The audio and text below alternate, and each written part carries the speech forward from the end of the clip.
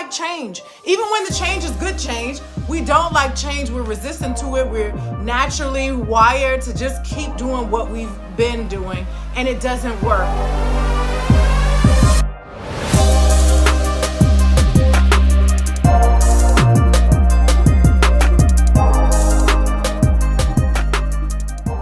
I created the R.E.S.E.T Method for those who want more success, more money, more fulfillment. Success leaves clues. And I sat down one day and thought about everything I've accomplished, big or small as cleaning out and organizing my pantry, cooking dinner on a busy day, as well as successfully coordinating travel for myself, and as big as losing 50 pounds or building a multi-million-dollar real estate portfolio, leaving my career in television, or buying my first house at 23 years old. There were certain steps I took that were universal in all of those processes. These are the same steps you want to take if you are tired of settling and ready to get what you truly desire. The R.E.S.E.T Method is for those who constantly have that nagging voice that says, there has to be more to life than this. The R.E.S.E.T Method is for dreamers who stopped dreaming because responsibilities and adulting took priority. The R.E.S.E.T Method is a permission slip to live life on your own terms, to get what you really want out of this life and stop settling, to do business in a manner that serves your clients and serves your employer and still serves you at the same time. It's for those who understand that your mental health is just as important as your physical health. It's for those who are determined to live life with passion and purpose. For those who are clear that at the end of your life, you want no regrets. You want to be proud of what you've accomplished and feel confident that you lived life extremely well, that you did not settle, that you did what you came to do. Those who want the sweet satisfaction and peace that comes with knowing you accomplished the things that were most important. The R.E.S.E.T Method is for those who understand that time is not money. Time is infinitely more valuable than money. The truth is, we can always find a way to make some extra money, but lost time will always be lost. And the best time to get serious about hitting the reset button is and will always be right now. Every bit of success that I have ever accomplished in my life came from resetting. Let me show you how I did it. When we get serious about going to the next level and getting something different out of life, the very first thing we have to do is release. We have to let go of what's not working for us, whether it's something personal or something professional, because it's very hard to build something new, build something significant on a shaky foundation, on an old foundation. So it's really important to let go. And here's the interesting thing about human beings. We don't like change. Even when the change is good change, we don't like change. We're resistant to it. We're naturally wired to just keep doing what we've been doing, and it doesn't work. We don't get what we want, and at a certain point, times runs out. The clock runs out. So we have to release what's not working for us. That's actually one of the things I love about the fall season, rolling into winter, rolling into spring. In the fall, it gets cold, the leaves dry up, they die, they fall off. During the fall season, the trees do a beautiful job of showing us how amazing, how beautiful it can be to let dead things go. We have to let dead things, dead people, relationships, processes, habits. We got to let all the dead things go. It actually reminds me, when my mom passed away, I asked my landscapers to go to her house and get her rose bushes. I wanted them here at our home. And when they brought them here, they didn't bring enough of the root system. So immediately after they planted them, I looked at them, the leaves started to dry and die off, and it was not the fall season. The leaves started to dry and die off, and it started to turn black. I was getting nervous. I was like, look, these rose bushes are irreplaceable. We have to save them. They said, Attiyah, the only thing you could do to try to save them is to chop them all the way down. So this bush was about 7 feet tall, and they chopped it down to just like a few inches, like 6 inches. And I was terrified that it would never come back. Not only did it come back, but it came back bigger, more green. It blooms 3 times a year, this gorgeous pink double knockout roses. And if I wasn't willing to cut out the dead things, because this thing started to turn black, if I wasn't willing to cut out the dead part of this plant, I would have lost the whole thing. And so our lives are just like that. We gotta go throughout fall season, let things go, knowing that in the springtime we'll be better because of it. All the greenery, all the growth will be better because of it, because we were willing to let the dead things go. So that is the very first thing we have to do when we're ready to go to the next level, is let it go, release it. And there's a process that I take my clients through to do that. The next step in the reset method is to explore. I love this part of the process because this is the time where you really get your creative juices flowing, where you really just allow yourself to be free in imagination about what's possible for you personally and professionally. I actually want to ask you a question. What dreams have you pushed to the side because you have responsibilities, you have a family, you got to make money and take care of yourself, and so you do work that you don't love, you endure relationships that you don't love, and you're tired of it, right? You're actually a little bit resentful about it. You begrudgingly get up in the morning and do things. This is the part of the process where you've decided to release those things that don't work, and then you explore what's really possible for you. You really go big and think big, because small goals do keep you safe, but they also keep you small. I have big, outrageous, unrealistic goals and plans for my life, and that is a critical key to my success. I just think big and go big, and go after those things that other people say is impossible. But what I know is it's impossible for them, right? And a lot of people project that onto ourselves. That's why they say in this phase, definitely don't share your big goals with a small mind, because a small mind will try to encourage you to stay small, right? When I was 19, I got my first job in television. That was a big goal for a 19-year-old. I worked in the sales department at Fox 5 News in DC. When I was applying for these jobs, because I applied at all the TV stations, when I was applying for these jobs, I did definitely think to myself, who's going to hire a 19-year-old to work at such an important, well-known place? But I've always had big, outrageous, unrealistic goals for myself. I kind of said to myself, well, I'm 19, and at the same time, I have sales experience, and I was in college. I was in my second year in college, and I was studying broadcast communications. I was like, you put it together, I think I qualify for a sales job at a TV station. And I got rejection letter after rejection letter after rejection letter. And the summer was coming to an end. I actually needed to get a new job in time for the new school year, because the schedule, my current work schedule where I was in the sales job, just did not go with what I needed to do in school anymore. And one day, this is like the last week in summer, I got that phone call. I remember my dad was actually sitting right next to me. I got that phone call that said, hey, congratulations, you've been hired.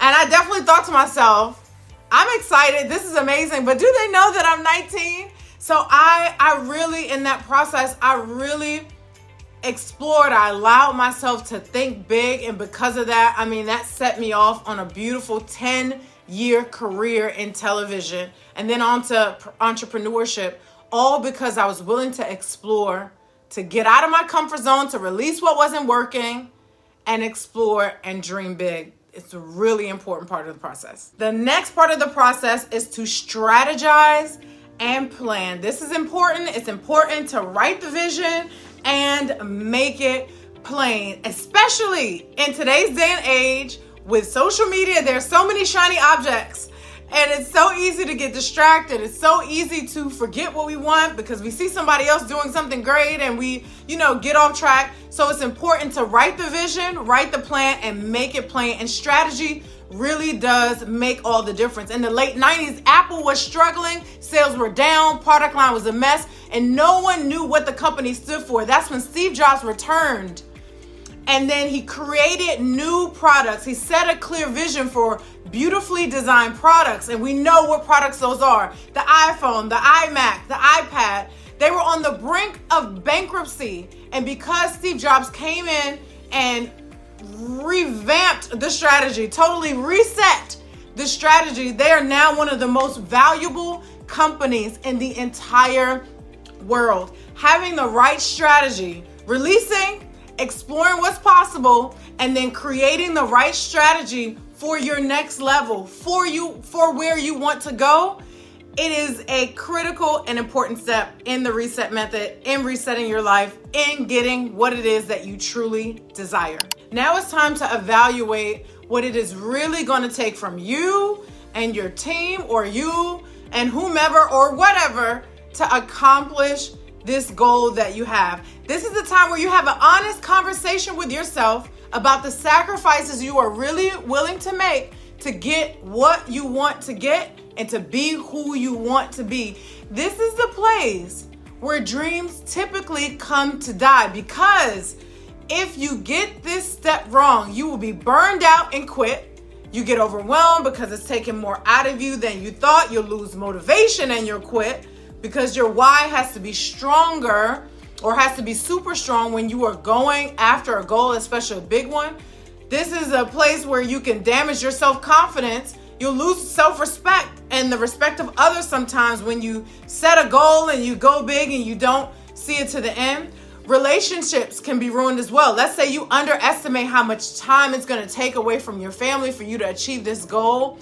Or you can lose money and time that you never, ever recover. So really, at the start of whatever it is that you want to accomplish, getting very clear about what you are willing to sacrifice. Because trust me, major success does not come without major losses and major sacrifice. And I know that's not exciting and that's not sexy, and you probably don't want to hear it, but that's why people don't achieve their goals, because they're not honest about that part of the process. We just think about the fun, exciting, the Instagrammable moments and opportunities, but that is not what's at the heart and core of true success. It is sacrifice. People ask me all the time, how did you lose 50 pounds and keep it off? It was because I had an honest conversation with myself about what I was willing to give up to get that goal, to achieve that goal.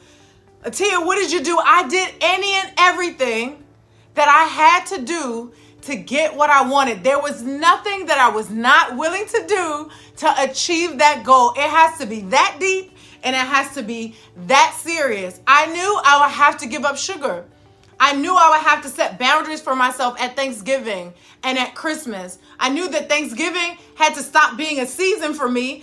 Christmas had to stop being a season for me, and I had to let it be one day. I set very specific boundaries around myself. I was willing to give up on having fun or relaxing at the end of the day and going to the gym instead. I was willing to fast and go without food. There was nothing that I was not willing to give up to accomplish that goal. And I was prepared for it mentally and emotionally.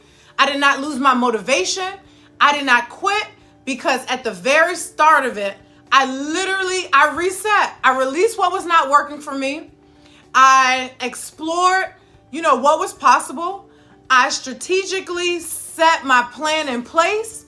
I evaluated what it was going to take for me, and then I did the next step. One of the most critical parts of the reset method is taking action and getting obsessed. Yes, it takes absolute, complete obsession to do it up big, to accomplish something great. People look at me and go, wow, look what you've accomplished in real estate. I was obsessed. I would wake up early, go to bed late at night, in the middle of the day, eat, drink, sleep, real estate all day long. All of the success that I have ever accomplished came from me being fully immersed, fully committed, and not willing to let anything, including myself, get in the way. One thing that I realized with my real estate investing students is they were really addicted to education and allergic to execution, allergic to taking action and focusing on exactly what it is that they want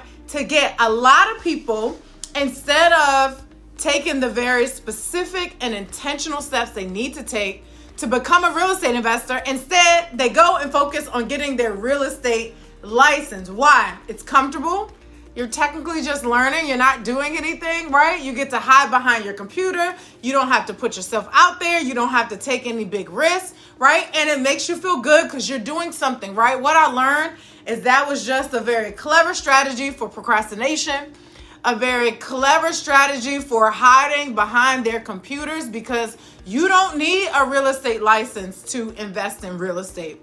You don't. You need to invest in real estate. To invest in real estate, that's it. There are very specific steps, and that's not one of them. So, we really have to take very specific, intentional action to get to where we want to be. We have to stop. At some point, you got to stop taking courses and classes. That's why my real estate reset class is only 2 days long. Because by the time most people come to me, you've watched all the YouTube videos, you've watched all the Instagram reels, you've read some books, you've been on the internet, and you have some information to get started, but you won't execute.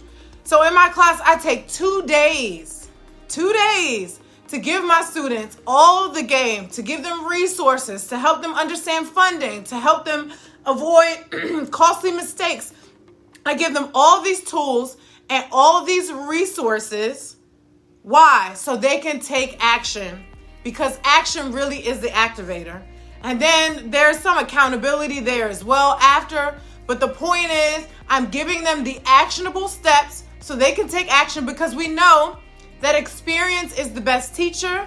And what a lot of people don't tell us is that experience doesn't have to be yours. It could be someone else's. So get experience under your belt as quickly as possible by taking action, by taking intentional, strategic steps towards what it is that you really want, because action is the activator. You can release all the things and explore all the things and put together the best plan that anyone has ever seen and evaluate what's needed and then never take action. How many times have you gone to a conference or a class and you're pumped and you're excited and you're ready to take over the world, and then you have all your materials, your worksheets, all your action plan, and you go home and do nothing? Life gets in the way. You had every intention and you meant what you said. You want to accomplish this goal. It's really important to you. You had every intention on getting it done, and you missed this last step.